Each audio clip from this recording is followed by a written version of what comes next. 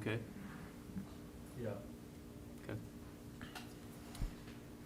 All right, let's call the meeting to order at 5:30 on May 17th, 2021. Reading of the district's promise statement. I can do that unless somebody else wants to. We promise to provide a supportive environment where unique learning experiences empower all for their chosen life adventure. Item number 3, additional items for the agenda. Are there any additional items for the agenda? Okay, move on to number 4, approval of the agenda. Do we have a motion to approve the agenda? I'll make a motion to approve the agenda. That's Tim Elke. Do we have a second? I'll second. Kendra. That's Kendra Hain. Any further discussion? If there's no further discussion, we'll take a vote on the agenda. All those in favor say aye. Aye. All those opposed say nay. Motion passes 6-0. Is that what we have? 5-0, sorry. Number 5, recognition of visitors and open forum. I don't believe we have any. Got a few presentations, but we'll get to those. Number 6, reports and presentations. First up, we have 6A. We have a presentation by FFA members, and we have Brooke Yar, Abby Miller, and Maya Eaton.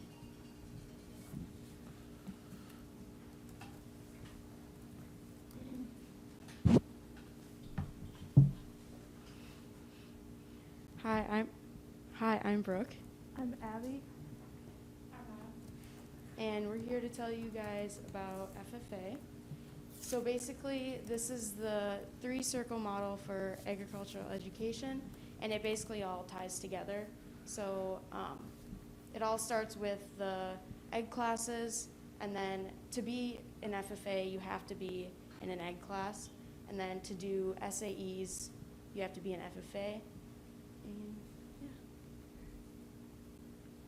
Okay, so a CDE is a career development event, and that's like different career pathway, like competitions, as you would say. And so we have region competitions, and then if you make it in the region, or if you do really good, then you can go to state. And if you do really good at state, then you can go to nationals. And they're like different conventions where like they don't just do competitions, they have other things you can do there. And LDEs is a leadership development event, which is like speaking skills like critical thinking, group work. And last year we had Anna Hofteig do creed speaking, which is like kind of like an FFA motto. And she did pretty good at that. And then some examples of CDE are like small animal, livestock judging, egg mechanics, horse evaluation. So yeah, it allows students to explore different career pathways as well as speaking skills, like I already mentioned. And then an SAE is a supervised agriculture experience, and that's what Brooke was talking about. So I do beef entrepreneurship because I have beef cattle, and so it's just like a project where you make some kind of profit.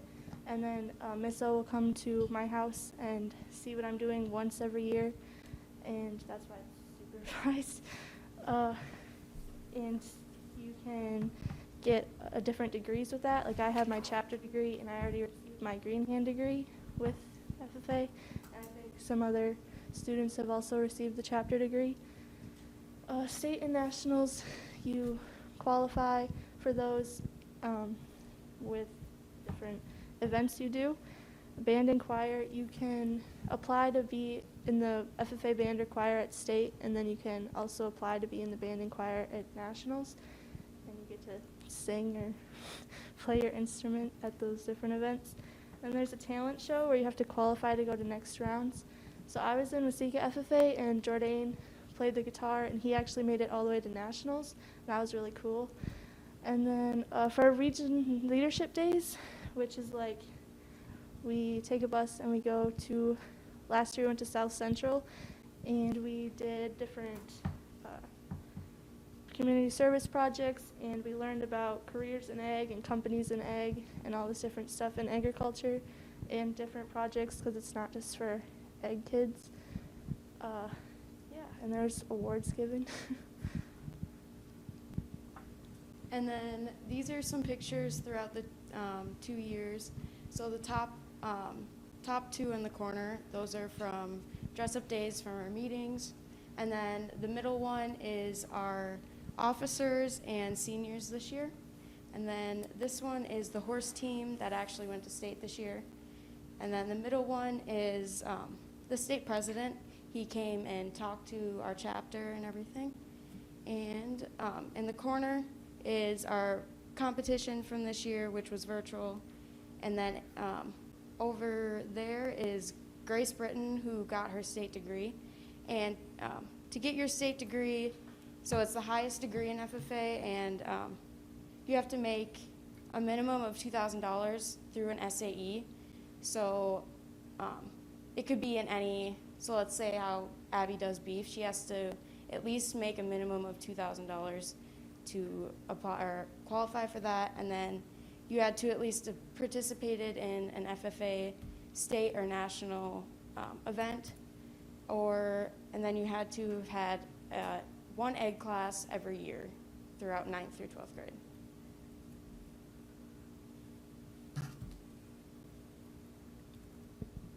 So this year we want to get an alumni chapter, which would just basically be like Abby and I would be a part of that next year. And you can like be a part of it by just supporting us. And then we want more involvement from like other kids. Like most kids just think FFA is just for like farmers. And like I don't live on a farm and I'm involved in it, and it's given me like a lot of friends and new experiences. Like horse judging was like super fun. I also did small animals, and like it's super fun. And then we this year went to state, but it was virtual. So like next year we want to do a normal state convention and national convention. Is there any questions? How does someone become part of FFA? So you have to at least be in one agriculture class through the school, and then there's $20 dues you have to pay, and that includes getting a t-shirt, and that's basically about it. And you have to be in 7th grade at least. And next year we'll have monthly meetings, but this year we couldn't. How many people do you have in your chapter right now? We have a little over 20, but yeah. Hoping to bring more in. Are a lot of your guys also, do you also participate in 4-H then too? I do, yes.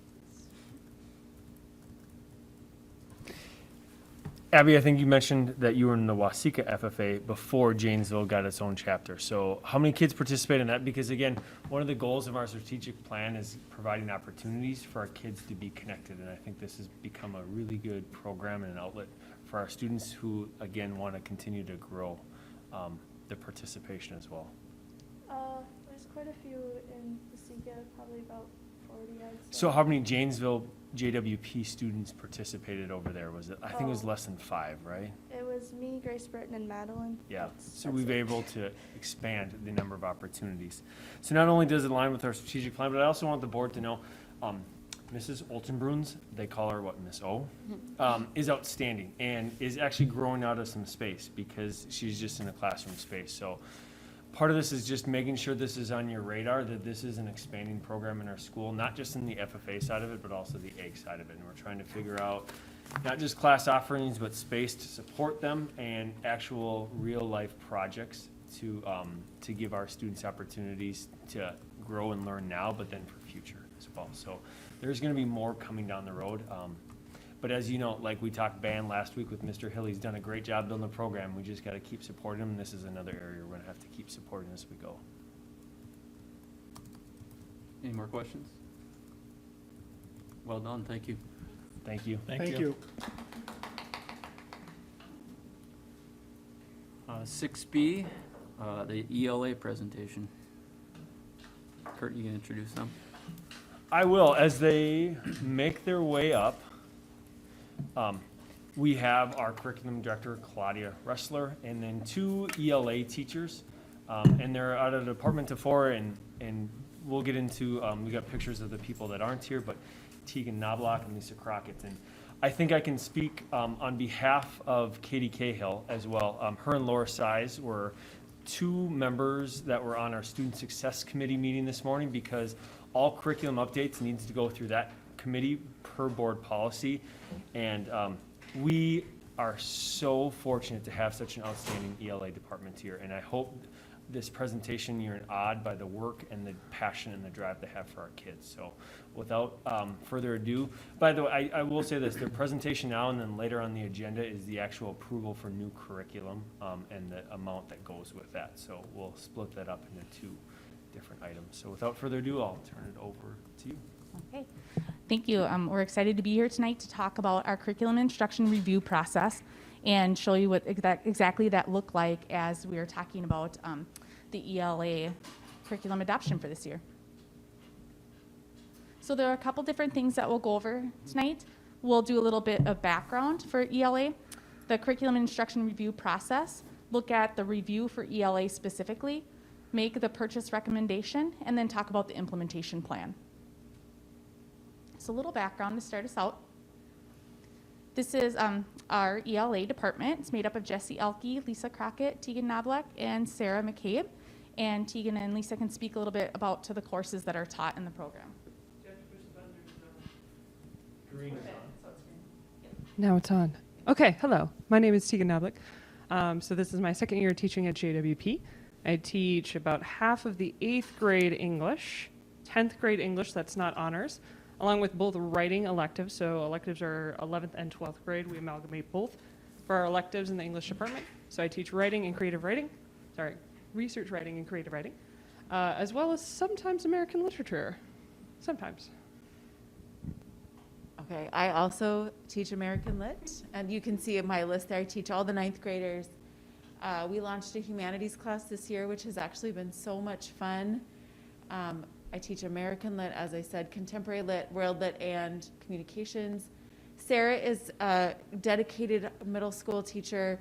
Jesse teaches Spanish and one section of 10th grade English. So the honors section, yep. So we kind of span the gamut. Did you just want us to kind of outline what we teach? Is that what you're looking for there? Okay.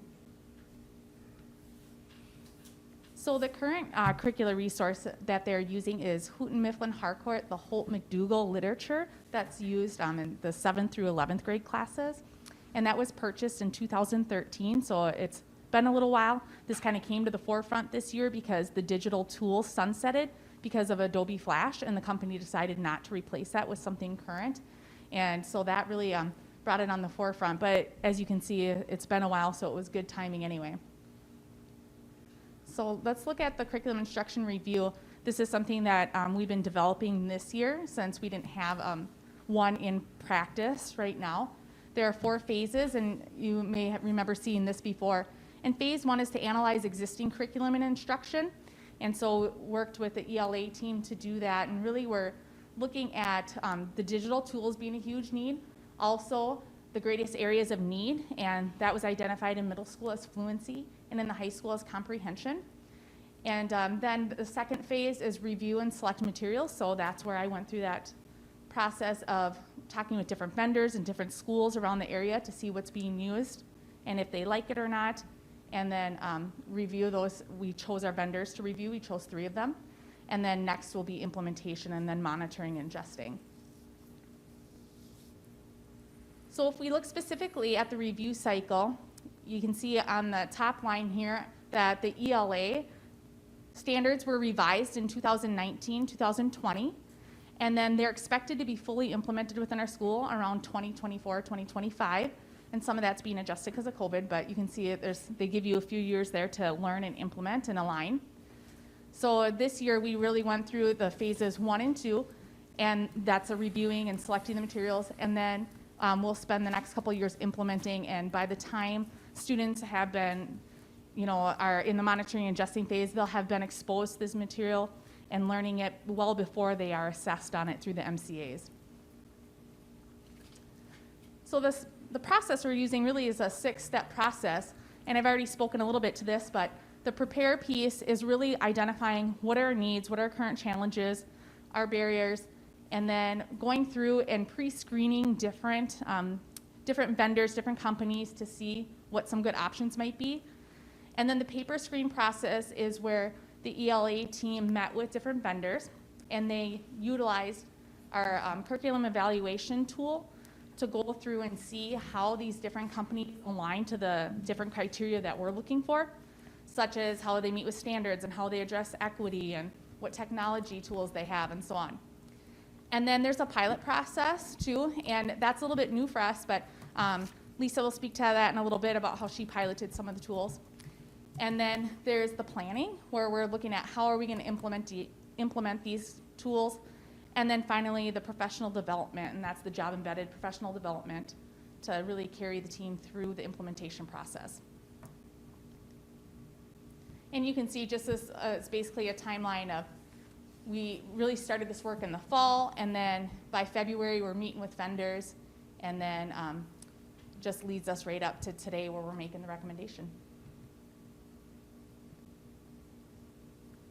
So we met with 3 different vendors, and they'll speak to you a little bit about their experience with the 3 different ones.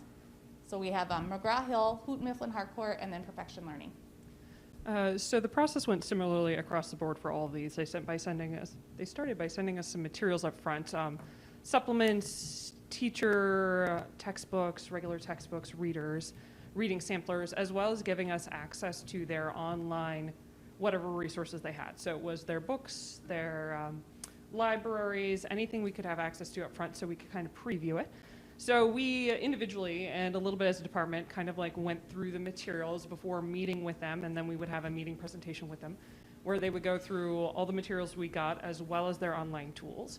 And by the time we were done, we pretty much overwhelmingly unanimously decided StudySync was the way to go, or at least the way we would like to go.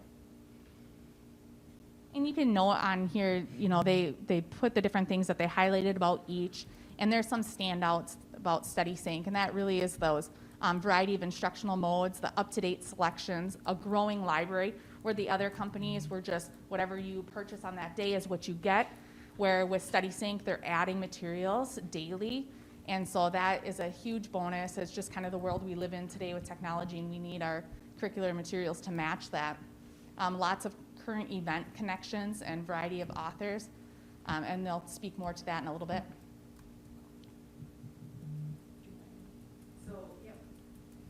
So I took some curriculum out for a test drive. So I'm teaching A Midsummer Night's Dream in my humanities class to my juniors and seniors.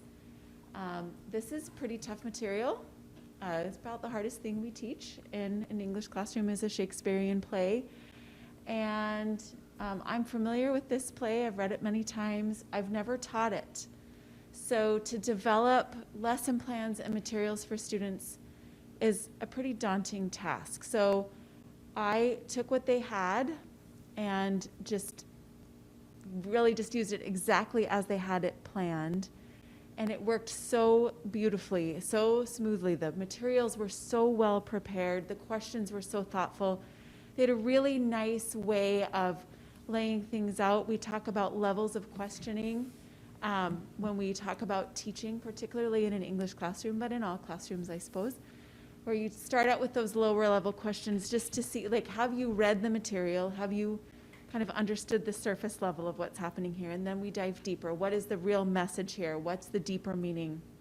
And so you want to have a variety of those questions, and the curriculum really provided not only just a nice variety of questions, but a real easy way to implement that so students could really digest what's happening, and I could really present it in a kind of a clear and concise way. It's just silky. It was just lovely. Really, really nice.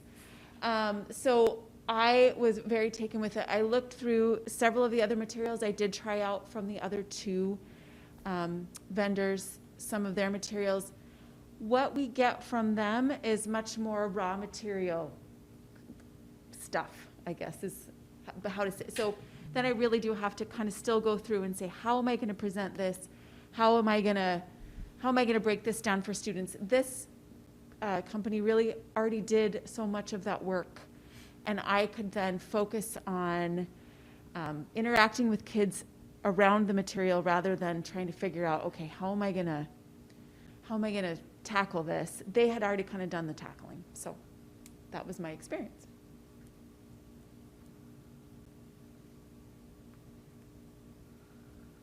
So this year, all of our different departments work together to create value statements to identify what their most important characteristic they want to foster in students and the most important academic piece they want to foster in students. And they use that information to write a value statement that also aligned with the JWP promise statement. And here is what the ELA department came up with. So we value strong communication and reading skills as supported through the reading and writing of various texts and its expression of understanding through writing and speaking. And that was something that they kept at the forefront of their minds as they were looking at different curriculum to select. And here's their actual recommendation. We recommend to purchase McGraw-Hill's StudySync. Not only does the curriculum have many modern features like leveling texts, Google compatibility, and online texts, it also offers a wide variety of text selection, including diverse and modern voices, which will be easily implemented with our electives as well as grade content courses. The organizational structure of the curriculum is streamlined and provides effective implementation. The company also offers ongoing PD and constantly updates their text offerings. So one thing that we've kind of hit at here, but when we offer those diverse voices, we offer more choices for students to grab onto things. And so if this doesn't appeal and what we're looking for is fluency and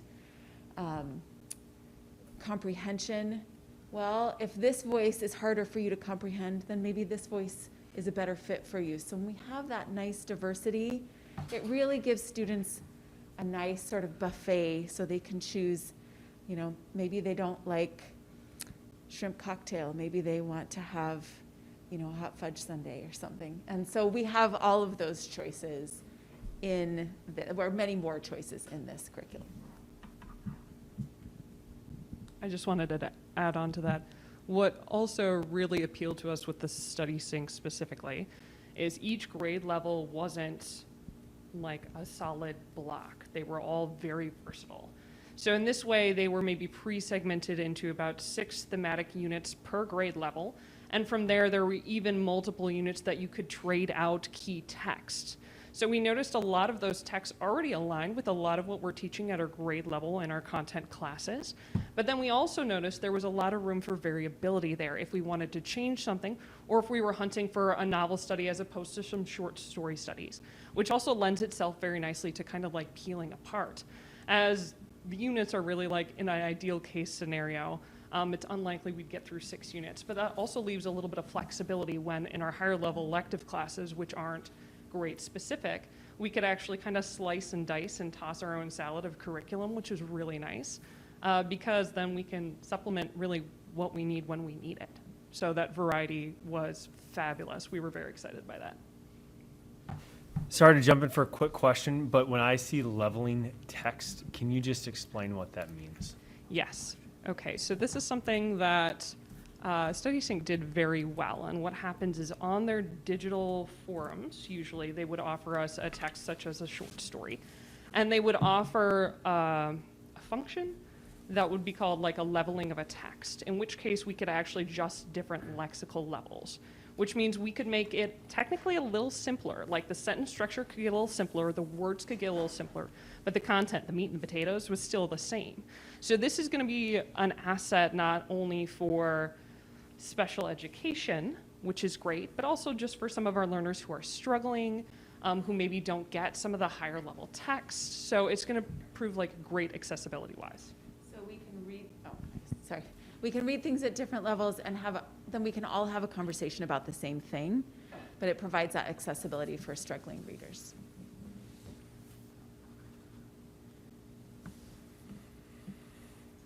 So here's a breakdown of the quote to talk a little bit about cost. And this is a high-end estimate. This is if we were to get all the bells and whistles of the program. And so as a department, we'll have to sit down and really identify what is it that we want to order. But this gives you an idea.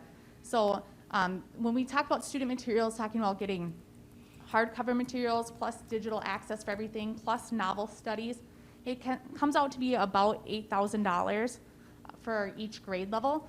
And you'll notice that it's 7th, 8th, 9th, 10th, and then American Lit and British Lit. And those elective courses that they talked about earlier, they are doing some of their own writing for. And do you want to speak a little bit to that? Sure. So in my case, I teach humanities and world literature. So the Brit Lit curriculum, I can actually divide pretty neatly in half and use half for one and half for the other. My contemporary literature class, as Tegan mentioned, there's novel studies throughout that we can sort of mix and match to use for my contemporary literature class. The communications course that we teach here at JWP is the one exception on my end. But in our meeting this morning, I mentioned this as well, so forgive my repeats for those of you who already heard me say it. I have yet to see a school that has a great communications curriculum. They don't seem to exist. So I don't necessarily see that as a drawback to this curriculum. So that curriculum has been developed by me, and that continues to be a process and always will. So that's kind of my input on that, and I'll let Tegan talk about her. Yeah, as for the writing curriculum and the writing courses, that's a little bit of a different beast because so much of the content is writing heavy. StudySync does offer a lot of options for like small discussion, large discussion. There's writing prompts, which is great. I've developed a lot of the material myself I need for the curriculum for the courses, but the beautiful part about what I was mentioning earlier, the kind of segmented organization, is that I can go digging and go hunting for any other supplements if I want to find some specific poetry to access, or maybe they have some good activities that I'd like. We also know that they have something really cool we forgot to mention is they do it like a daily article blast. So they every day put up a new article and do some like thoughtful questions where you're going to essentially like social media like a micro response to it, which is very thoughtful. So we thought that as a tool is great across like any class we want to use it for. I know Alki for sure is using something similar in her AP 10th grade. So again, like I'm not specifically looking at a grade when I'm thinking about my elective classes, but I know due to the organization, like it's going to support me if I want to go digging and hunting for extra materials to like supplement what I've already created. And with the teacher materials, you can see the cost there for print and digital, but the company said that they would include that piece for free, so to speak. So you can see the overall cost would be about $50,000. They'll probably come in a little less once we actually select down the materials that we want. The last purchase in 2013 was about $43,000, so we're really staying within that same ballpark. And so the implementation plan, there's really three components when we think about implementation and support. We have the company trainings, which it comes with a 2-hour initial training for free that we'll do this summer for sure. And then we'll probably have about 2 more 2-hour sessions that we'll put out in the fall. There's free online trainings, and they do free weekly live webinars as well, so lots of support from the company. Then we have the PLCs and SMART goals. So within their weekly professional learning communities, they'll be collaborating to implement as well. And then it's an option if they want to align their SMART goals, that work that they do for QComp, so they could choose to do that as well. And then there's the monthly coaching support. We'll have an overall school-wide focus on assessments and rubrics, which will easily pair with the StudySync piece. And you can just see an overall timeline here of what that looks like. So we kind of have a plan in place here for the next 12 months for sure. And then we'll adjust next spring to see where we're at for what we need for further implementation. And this piece here, we're not going to play for you right now, but it's shared with you. And if you want to see an overview of the program, that's included. And there's some other resources there included as well. I think if you just click it in. There you go. Any questions about the process or about StudySync or for our ELA teachers? So how many, was that the 50 number up there? Was that 50 books per class is kind of what you're estimating? Right, so that's on the high end because I'm not sure that that's necessary. A lot of times with hardcover books, departments will choose to get just like a class set, so that's something that we have to talk about and see what the needs are for each grade level for the learners. We haven't talked numbers on that, but especially since so much of what this is available through those online tools, I'm guessing we'll order fewer physical books, but we haven't we haven't gotten to that detail yet.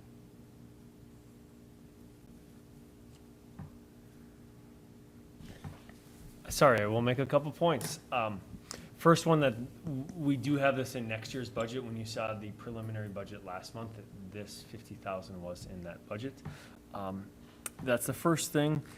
Second thing, again, part of the strategic plan, one action step is updating our curriculum adoption process. So thank you, and thank you for the work. And hopefully you can see that this thoroughness that our teachers do, our students are going to benefit greatly from it. And I can't imagine your hours that you've spent on this, not just in those presentations, but then I think you've gone through forums and tried to compare and what you like and try to weed that out from what your beliefs are, as well as piloting it. I mean, hate to say, but we have 4 ELA teachers in Claudia. There's, I don't know, close to 100 hours just of work that's gone into this adoption process, which again, our kids will benefit, especially when I think Claudia's talked to other schools who they are using a different curriculum and aren't real excited about it. So to know that our teachers are going to be excited about this curriculum, I think speaks a lot. And then one more, can you go back to slide 19 real quick?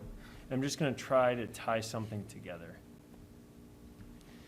So on the bottom right-hand corner, they talked about PLC time, and in like 5 or 10 minutes, I'm going to give a QComp report.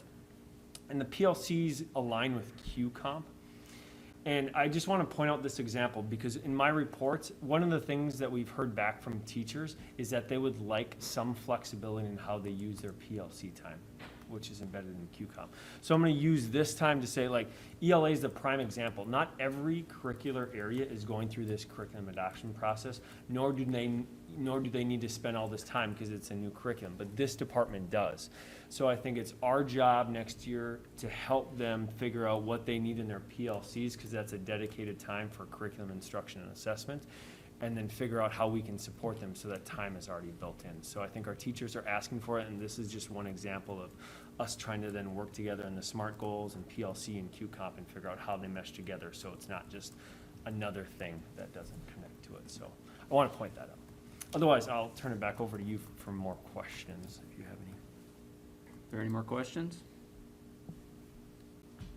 Sorry, one more thing. I will say, it is a Monday night. It is the last 2 weeks of school, and so thank you so much for taking your time to be here. I know there's a lot of work ahead of you, and you're probably going back to some work tonight. So I appreciate you taking the time out of your night to inform us about what the process is and what you've done. So This thank time you. well spent. Thank you, thank you, thank you. Thank you. Yeah, Thank you. Thank you. Thank you. Okay, on to 6C, Student Representative Report. We have Aaron Heitkamp. So I'll just talk first about like the events that are coming up this week and next week. Well, I guess this week, Friday would be the last day for all the seniors. And then next week is more of the events that we have. Wednesday is the awards banquet, which I'm sure all of you know at like 6, I think. I think all the senior parents can go if they want, and then everyone else can watch it on Facebook Live. And then Friday is more of the big day, especially for seniors. Though we have a walkthrough at 11 a.m. and then a grill out we're doing afterwards. And then we have actual commencement at 6 p.m. and we're allowed 12 guests, which is quite nice. And then second of all, the student survey that we've put together along with Danny got sent out today. So I don't know how long it'll be until we get responses. I'm not sure about that, but it did get sent out today for everyone to take.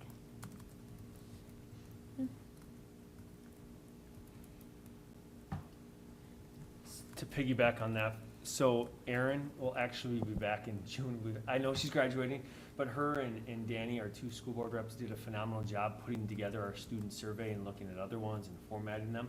I asked them to come back, look at the results, and be able to present to you sort of the feedback from our students on our student survey. So you will see them one more time in June to report that out. Any questions for Aaron? Okay, we'll move on to 6. Thank you. Yes, thank you. We'll move on to 6D, Superintendent. record. Great. I just got a couple things, and I guess I'll open up for questions. You may have seen an email today that we are offering free summer meals. And we can offer that to our private school students as well. And then our school age care will take advantage of that all summer, no matter what. So as of, I think, just before this meeting, we did have over 100 students already, or 100, students identified that their family signed up that said they'd be interested. So I think it'd be good for our community. We are offering a vaccine clinic. Again, the last one did not go when we offered it in April, and so, or at the beginning of May, I'm not sure exact time frame, but with Pfizer now being approved to 12 and up, we're going to offer it. And again, there's no pressure from us as a school or hopefully from our staff or our school board, but we're at least offering it to community as a choice. If they want to have the vaccine, and this one's the Pfizer one, then we will do that next Wednesday. And then I just got word before this meeting that they will plan to do a J&J vaccine, the one-shot vaccine, in our school parking lot the first week in June, and we'll throw that information out to our community as well. Are you looking for a minimum requirement? Yeah, they want at least 20 for the Pfizer one next week. And that was the next Wednesday, you Yep. said? Okay. Any questions?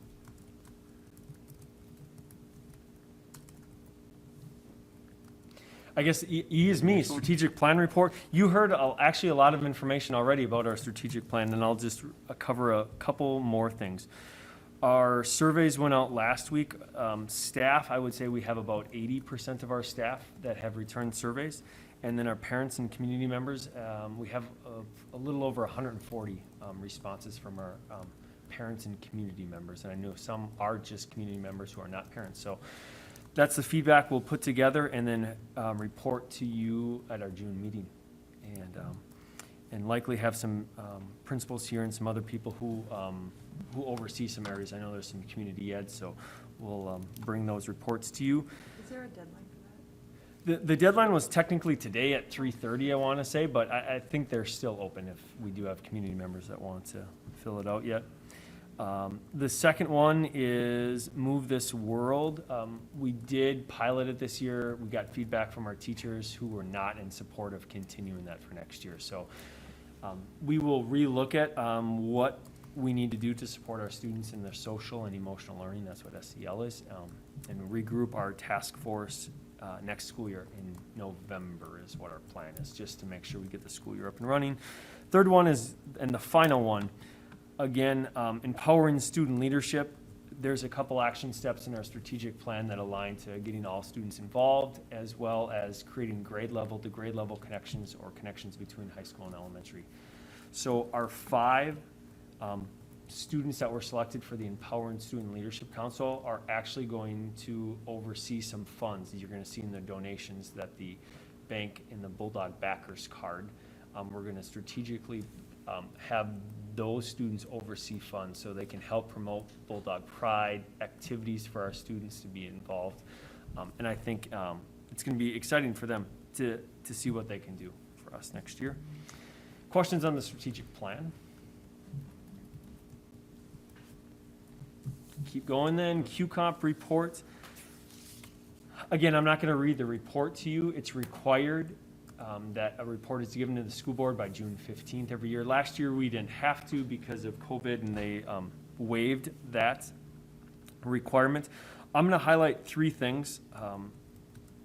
And know that this report and this information, we're going to work with our union leadership on making sure that we revise and continuously improve our QComp program. But again, QComp is a performance pay-based program. Not all school districts in the state use it. Actually, we're one of few around us. There's nobody who borders us that use it, but some a little farther out. But it's a way for teachers to receive additional pay that is mostly funded by the state, but some is funded by our local taxpayers as well. So hence the need to report to the board about our progress and what our recommendations are moving forward. 2 or 3 quick things. We've talked about the flexibility. Our teachers have asked for that because each grade level meets or each content area meets, and they're working on some different things. So we've got to figure out how do we get better as an organization in certain areas, and how do we allow for flexibility, as you've seen the ELA department is asking for. The second point that I'll make is 77% of our teachers agree that peer observations help them grow as an effective teacher. And we changed this last year where part of QComp is teachers going into other teachers' classrooms and observing and taking away, maybe something that went really well or just different instructional strategies. So it's really cool to see 77% agree, 2% disagree, and 21% were unsure. But those are pretty high numbers, I would say. And I think we're going to continue that process. And we changed that this last year, and so we've got to update that in our plan. And then the last one I'll just highlight is that the site goal helped me grow as an effective teacher, and we only had 58% agree, and I think that's one area that we just need to involve our staff more in, is setting our site goals. So we'll look at this with our teachers over the summer, our teacher union leaders, and then work with the state on updating our plan. That's all I got. Okay. 6G, anything on that? Budget information? So 6H, Buildings and Grounds Committee Report. Tim or Kurt? Oh, mine went off my thing. I must have did. Anyway, sorry. So it was me, Kurt, and Mike Dashner due to availability of people, and we went down and took a look at the pavement down by the playground area where the gravel is, and then also the parking along the street there that had the one but never got the second coat. And Mike Dashner went to a contractor that was working in town, got a quote for them to do that section where the gravel is, and then put the second coat on the rest of that parking lot. And I believe it was like $12,000. And my perspective was that I think we should go ahead and do that. It's in the budget to where we can do it this year, and it's a good price since they're already in town. They don't have to mobilize or anything.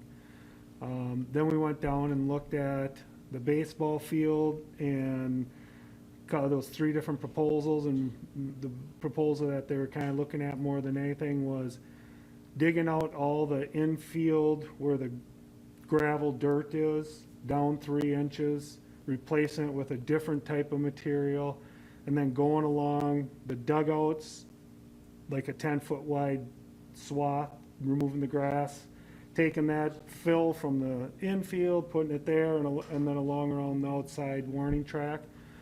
I had brought up to Mike Dashner that I think we need to get more information from whoever we're going to have possibly provide it, as far as how long is it going to last, what's the yearly upkeep for it, because we just spent a lot of money 6-7 years ago to redo the baseball field, and now we're looking at possibly having to add another $30,000 to $35,000. So I just said, from my perspective, we need more information. Do we really need to do this? Is it worthwhile? Is it going to last 10 years, and then we're going to have to spend another, so I asked him to get more information from the company, and also to contact some schools around us to see what their infield, what kind of materials in their infield and what kind of upkeep. So I know he was working on that. When we talked about the stairs going from the new parking lot up into the existing one, and originally we had them planned to be on like the south side, going up to the south. Due to where the light is and there's not a lot of lighting, they think it's going to be better to come in on the west side, going straight up there, right where where the light pole is. We'll lose one parking spot, but it'll probably be a little bit better for flow too, of people walking up and down and that. So I believe Mike was gonna get some more firm pricing on what that might end up entailing. I think that was, besides that one big crack in the sidewalk, but I think that was about it. So the parking lot was back here with the gravel? Is that the one they're paving? yeah, the one where like the custodial and where the playground is. is. Is it a Yep. staff parking lot, or is it open, or what? Well, I wouldn't say that's a parking lot. It's more of where they bring stuff in and out of the custodial, that door there, and then there's deliveries that kind of somewhat get made there. Aiden's area comes right out in there, and you do see a lot of the custodial staff or coaching, like when they're doing a late practice, they'll pull up in there and park. But it's not general parking. The general parking is just that strip along the whole street that goes that whole block. Right. Okay. Anybody else have questions on buildings and grounds? Okay, let's move on. I will say one other report in buildings grounds. I know we've talked a lot with community partners, Janesville Jays and Corey Jewison's our head baseball coach. And so, yes, there's more work to be done about getting a plan that everybody supports and agrees upon that's both cost effective for our district and our taxpayers, but also has good quality playable facilities for our student athletes. So more work and collaboration to be done as we have another meeting this week. Okay. We'll move on to 7, approval of consent agenda. Kurt, do you have anything for this to elaborate on? Is there any discussion, questions? Anybody need to pull an item? Okay, do we have a motion to approve the consent agenda? I'll make a motion to approve the consent agenda. That's Scott Kaminsky. Do we have a second? I'll second. Kendra Hain. Is there any further discussion on the consent agenda? If there's no discussion, we'll take a vote on the consent agenda. All those in favor, say aye. Aye. All those opposed, say nay. Motion passes 5-0. Move on to old business. We have nothing under old business. Let's move on to number 9, new business. 9A is to approve the ELA curriculum for fiscal year 22. We had the presentation earlier. Is there a motion to approve the ELA curriculum for fiscal year 22? So it's just approving the curriculum, it's not approving a dollar amount or anything, right? Because they haven't figured that out yet. Sorry, Scott, it is actually approving a dollar amount up to $50,000, just because we're in those stages where they want to get it ordered likely in that first week of June, so they can have it in July to work through it and have some PD. So yes, this is actually for the purchase of it for $50,000. Okay. Yeah, and that'd be up to like 50,000, because they figure it's gonna be a little less. Yep. Any more questions? Do we have a motion? I'll make a motion to approve the ELA curriculum Scott for fiscal Kaminsky. year 22. Do we have a second? I'll second. That's Tim Elke. Any further discussion? Take a vote. All those in favor say aye. Aye. Aye. All those opposed say nay. Motion passes 5-0. And 9B, approve summer hours of Monday through Thursday, 7 a.m. to 5 p.m. for the district office. Do we have any questions? Or did Kurt have anything to say on this? This is pretty standard, I believe, before my time as well, so. Okay, do we have a motion? I'll make a motion to approve the summer hours of Monday through Thursday, 7 to 5. It's Tim Elke. Do we have a second? I'll second. That's Scott Kaminsky. Again, any further discussion? We'll go to a vote. All those in favor say aye. Aye. All those opposed say nay. Motion passes 5-0. Move on to 9C, approval of policies 304, 421, and 213 with substantial changes. Anything, Kurt? This is the third reading, so no, I don't Yeah. have anything new. Any questions? Do we have a motion? I'll make a motion to approve the policies 304, 421, and 213 with substantial changes. It's Kendra Hain. Do we have a second? I'll second. That's Scott Kaminsky. There's no other questions. We'll move to a vote. All those in favor say aye. Aye. All those opposed say nay. Motion passes 5-0.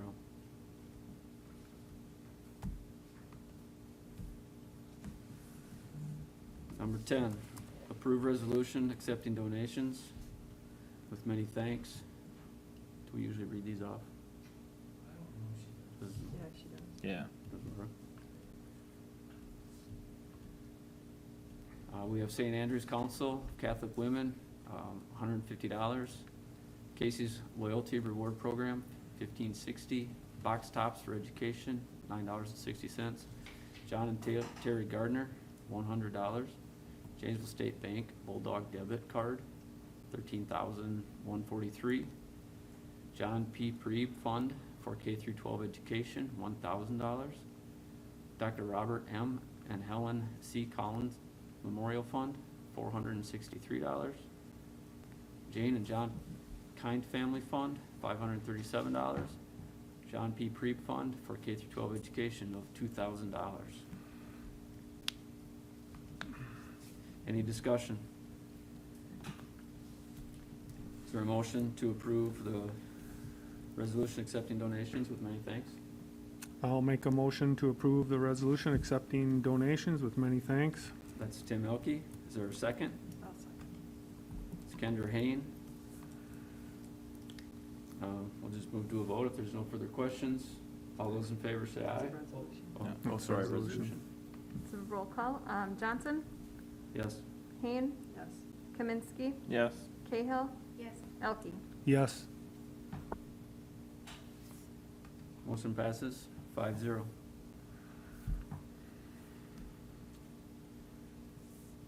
Item number 11, upcoming meetings. June 21st, 2021 is regular meeting, and July 19th, 2021 is July's regular meeting.